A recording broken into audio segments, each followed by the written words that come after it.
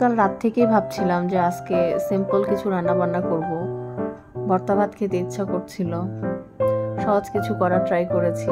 বাচ্চা ছোট, আজকে ছিল ঘন ডাল, আলু ভর্তা, মাছ ভর্তা আর বেগুন ভর্তা।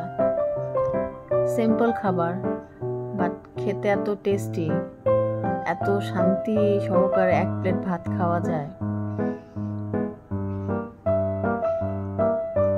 সবাই ভালো থাকবেন।